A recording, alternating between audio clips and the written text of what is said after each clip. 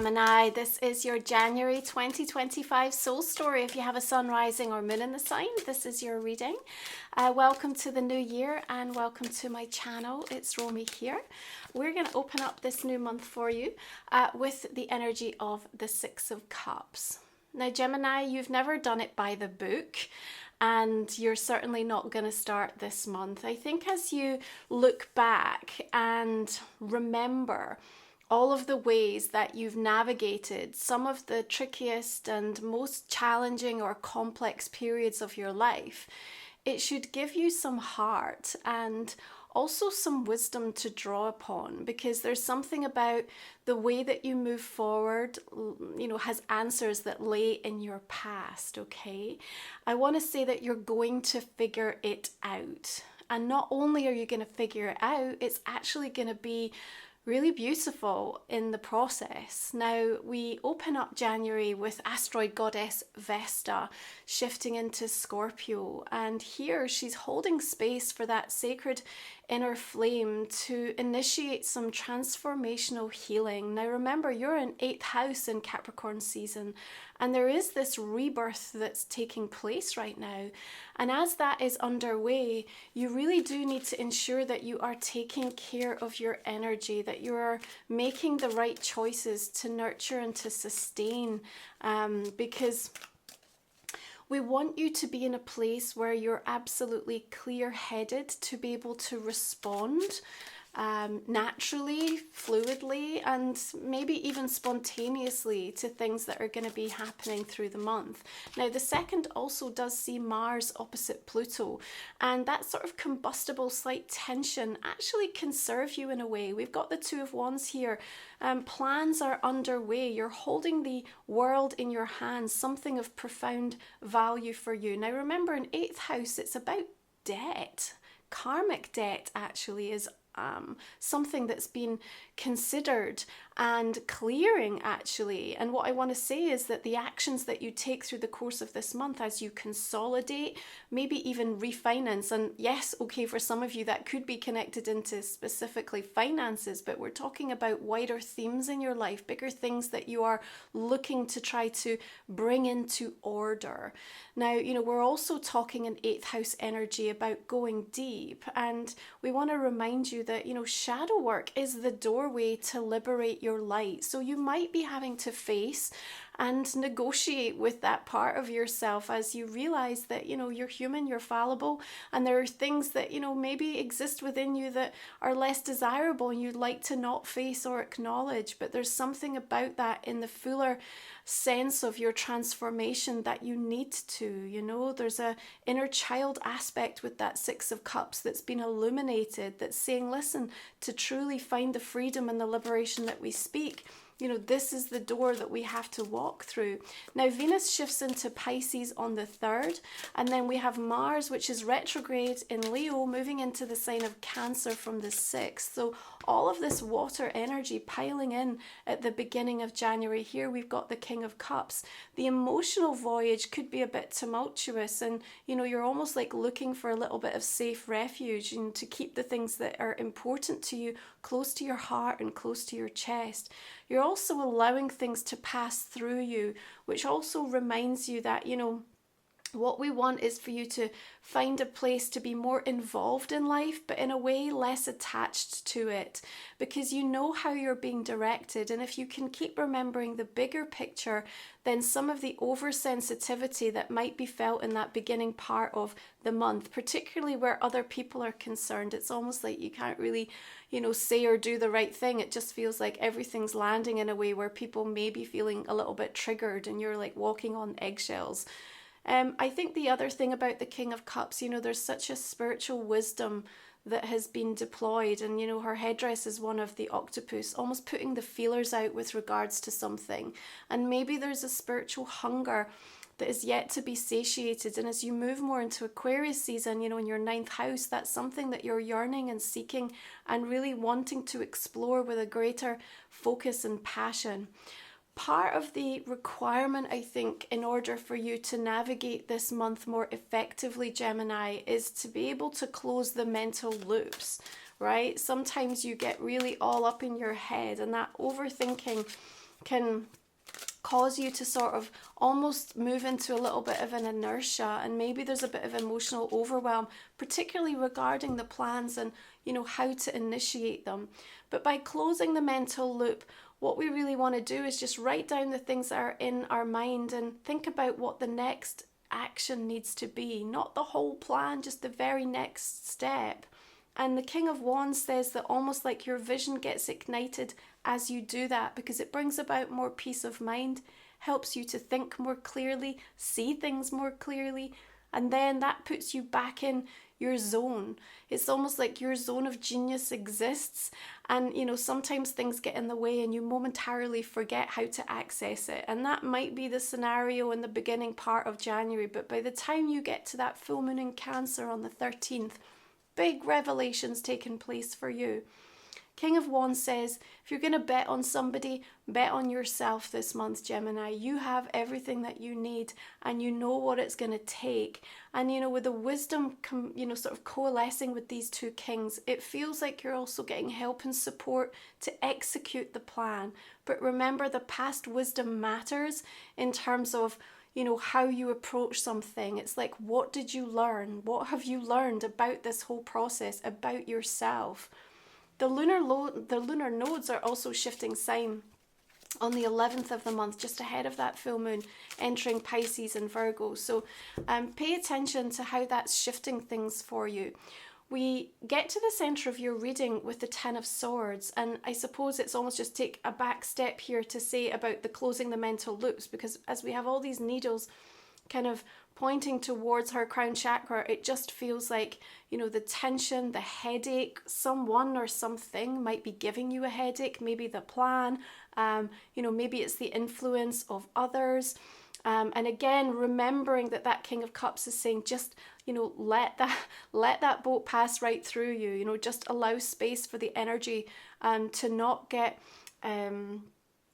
attached to you, because in that place you start to again forget where your power sits and where your ability to find the creative solutions to things is. Now there's definitely something that's coming to an end. Okay, drawing a line, it's done, and I think you're done.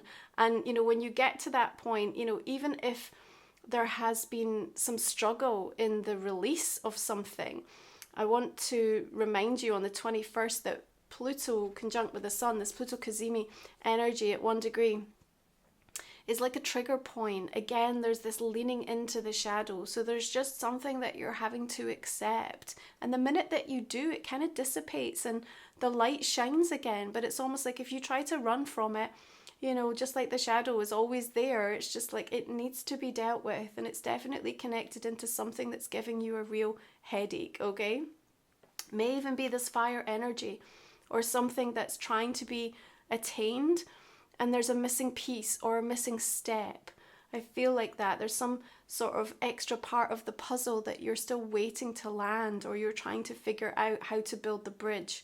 The thing is, a bridge can be built, and I do feel that through the month of January, that also comes through for you. Now, as we move into Aquarius energy, Mercury arrives in the sign on the 27th, and then we're going to bring about the energy of this new moon on the 29th. What have we got? Three of Wands. You're rising again, particularly from anything that's felt like was bringing about a defeat. In fact, I want to say to you, if you feel defeated in any way, shape or form, the comeback is quick, and it puts you back in a position. And you know, you see the length of her hair, it's like long in the tooth. You've got the experience here, you've been there and done that. That's why I opened the reading and saying to you, you got to remember, you know, how you navigated complex, challenging situations in the past, because there's something in that that's reminding you of your heart resiliency. If you are struggling though, think about, you know, what would you tell someone else in the same position? Because I feel like even in that, you'll get some clarity. It's just the slight reframing. If we are overthinking, we are often underfeeling. And there's just a reminder here again, with all of that water surge coming in the beginning of January, that just let yourself feel it. And as that water helps you to move, you'll find more of a flow with things, okay? You've got to have some confidence and some belief though.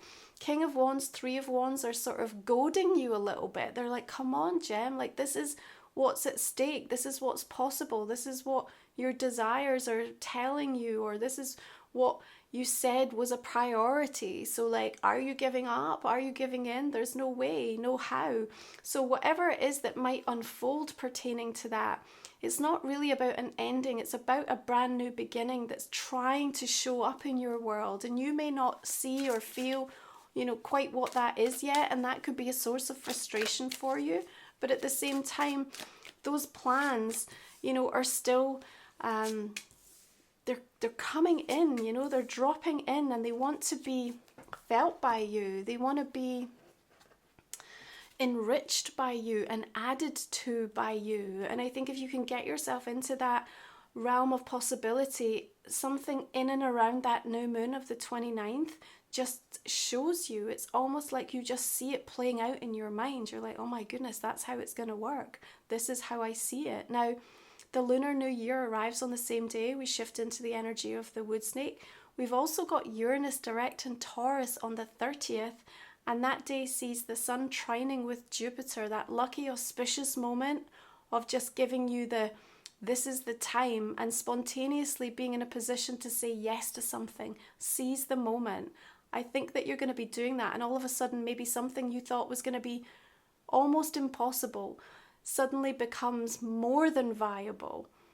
The other thing to say is that this month has a lot of passionate energy to work with. You know, you've got some fire showing up here. We've got Venus in Pisces from the 3rd. We've got that full moon in Cancer. A lot of loving energies that want to be expressed and communicated. On the 25th, Venus trines with Mars. Some sparks can fly around that time. And it may be that you're returning to something, returning to a state or an experience, or even a person. And in that, there's also realization of what has been missing. So I think there's a lot showing up in January that is at pains to remind you, Gemini, that however difficult it's been, however tough, you know, you've had to go through or endure things, you know, it doesn't mean that there's an ending, no more of the goodness and of the things that really mattered and were important to you. Things are coming back into order and back into play is what I want to say. A lot that was out of play now coming back into play. Now, if you are new to the channel, the last 3 cards we look at in the extended version of my reading, you can find the link in the comment and description box underneath. We'll also look at a personal question and a relationship card for you for the month of January. I hope you'll join me if it's resonating. Let's go ahead and just look at clarifying these cards so that we can see the direction that we are going to be taking this for you. We've got the 9 of Cups coming in with the 6 of Cups. We've also got the 5. There's that deluge of water. 6 of Air happening here in High Priestess. You see, you know there's a journey to take, and you're just trusting in that bigger picture, right? You've got it in a way, I think, find your neutral in the month of January. What does that look and feel like for you? Because from that place you can move quickly, spontaneously, and in a way that serves your soul. It also means that you're less affected, particularly where things are coming at you, or that 10 of Swords suggests there's a bit of martyrdom, you know, that could be surfacing either around you. And a reminder for you not to lean into that type of energy either, of like, okay, I'll do it alone, I'll go it alone. There's no need for that. This is about forging connections and community to support you. Look at these aces coming in here. Got the Emperor and another King of Wands. A lot of divine masculine energy showing up in January, and sometimes we need to call that in if we're looking for the resiliency, the stoicism, the strategic execution of things that really matter, and to bring in that sort of stability. It's a very stabilizing energy that helps, you know, build upon foundations, and that feels good, right? So remember what I said, you're going to figure it out. Now, this is Life So Vision, which is my own oracle. If you haven't checked it out, along with my new journal that was shipping all the way through the holiday season, if you've received yours, do let me know how you're getting on with it. And also my book, Moon Musings, all over on my website, romywiser.com. So please take a moment. These are tools that are going to support you through 2025 and beyond. So we've got waterfalls of white light. There's that taking care of your energy. Wishing tree. We've got spirit wolf and coded footprints, earth star energy, and earth medicine and magic. More of that divine masculine. Need to tap into that a little bit. Maybe it's just about, you know, finding that inner resolve and strength to do what you need to do what's necessary. Remember, it's about consolidation. It's about reevaluating and moving forward in a way that is not by the book, but is certainly true to you. Okay, let's have a look at your oracle for January, Gemini. What do we have here? Not a flower, vulnerability. That's interesting. Okay, we'll explore that in the extended reading. Thanks for being here. Have a beautiful month. I hope you'll join me on the extended. Take good care.